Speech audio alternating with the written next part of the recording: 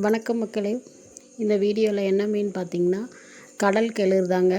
இதை தாங்க மாமா வந்து வெட்டினார். அதுதான் உங்களுக்கு வீடியோ எடுத்து போட்டிருக்கேன். பாருங்கள், மீன் பிடிக்கிறோன்றவங்க லைக் பண்ணி சப்போர்ட் பண்ணுங்கள். ஆமாம் வீடியோ எடுங்க. எப்பயும் ஒரு டைம் தானே வரும் அந்த மீன். ஆமாம்,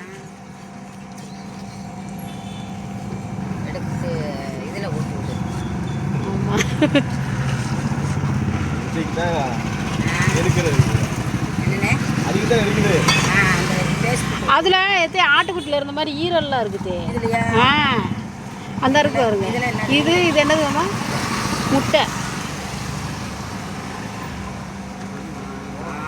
இந்த இருக்கு பாருங்க ஈரல் எப்படி இருக்குன்னு பாருங்க. எத்தனை தண்டி இருக்குன்னு.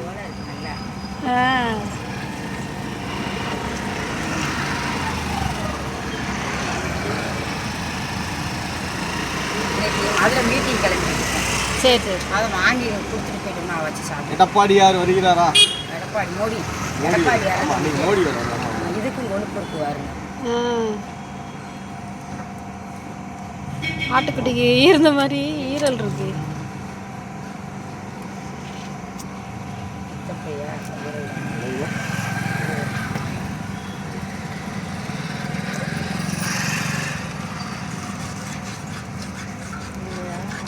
எடுத்து கொடுத்துட்டோம்னா வச்சுக்க கழுவி வச்சுட்டோம்னா வச்சுக்குவோம். அதை அப்படியே வெட்டி கொடுங்க அத்தைக்கு.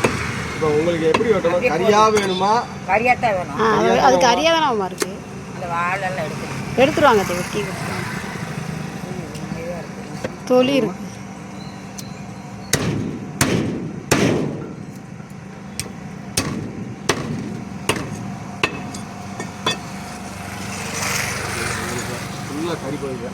அவ்வளோதானே. சரிங்களா?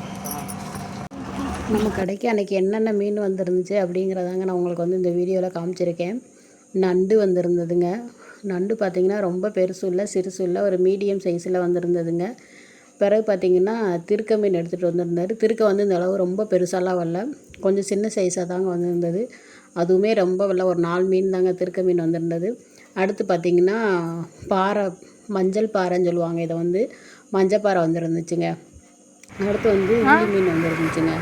ஊளி மீனுக்கு அடுத்து பார்த்திங்கன்னா இது வந்து பார்த்திங்கன்னா அந்த கடல் கிளறில் வெட்டின ஈரல் இருந்துச்சுங்க.